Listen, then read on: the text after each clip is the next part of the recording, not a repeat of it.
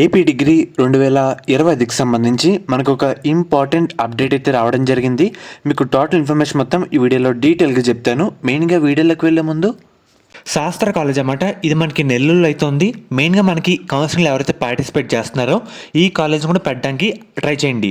మెయిన్గా మనకి దీంట్లో శాస్త్ర pharmaceutical education research college and అలాగే ఉమెన్స్ సంబంధించి separate college, education research and అలాగే సెంటర్ కాలేజ్ అయితే ఉందన్నమాట.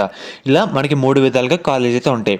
మీరు ఈ కాలేజీని పెట్టుకుంటే మనకి 100% సీట్ రావడానికి అవకాశం అయితే ఉంటుందన్నమాట. మిగతా కాలేజీతో పోల్చుకుంటే మీకు ఎటువంటి డౌట్ ఉన్నా సరే ఈ నెంబర్కి అయితే ఒకసారి కాల్ చేయండి, మీకు సీట్ వచ్చేలా చేస్తారు. ఇదే అన్నమాట ఆ కాలేజ్ పేర్లు అండ్ అలాగే కాలేజ్ కోడ్. మీకు ఎటువంటి డౌట్ ఉన్నా సరే ఒకసారి మీకు స్క్రీన్ మీద కనిపిస్తున్న నెంబర్కి అయితే కాంటాక్ట్ అయితే అవ్వండి. మెయిన్గా మీరు ఒకసారి స్క్రీన్ మీద చూస్తున్నారు కదా, ఫస్ట్ మనకి అడ్మిషన్ల గురించి అయితే చెప్తానమాట. ఆన్లైన్లో మనకి 2 విధాలుగా ఈ సంవత్సరం డిగ్రీ అడ్మిషన్లు అయితే జరగబోతున్నాయి. దానికి సంబంధించి ఒకసారి డీటెయిల్గా అయితే వెళ్దాం. డిగ్రీ ప్రవేశాలకు సంబంధించి ఆన్లైన్లో 2 విధాలుగా నిర్వహించాలని గవర్నమెంట్ అయితే నిర్ణయించిందన్నమాట. ఇప్పటి వరకు ఉన్నత విద్యామండలి కన్వీనర్ కోట సీట్ల కింద మనకి ఆన్లైన్లో కౌన్సిలింగ్ అయితే నిర్వహిస్తూ రావడం జరుగుతుంది. కానీ ఈ సంవత్సరం నుంచి విద్యార్థులు నేరుగా ఆన్లైన్లో రిజిస్ట్రేషన్ చేసుకోవచ్చు మరియు కళాశాల ద్వారా కూడా రిజిస్ట్రేషన్ అయితే చేసుకోవచ్చు. ఆయా కళాశాలకు సంబంధించి 70% సీట్లు కన్వీనర్ సీట్లుగా కేటాయిస్తారు.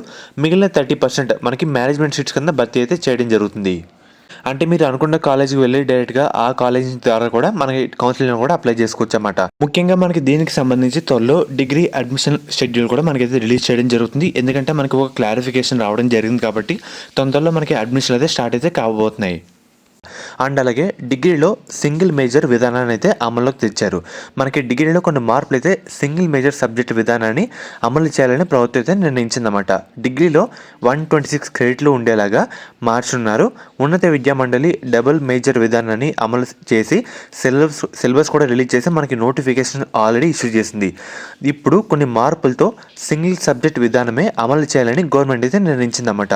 దీంతో గత నెలలో మనకి రిలీజ్ అయిన నోటిఫికేషన్లు రద్దు చేసి అవకాశం అయితే ఉంది. అండ్ అలాగే మనకి రద్దు కానున్న ఉన్నత విద్యా మండలి డబుల్ మేజర్ ప్రకటన అయితే రద్దు కాబోతుందన్నమాట.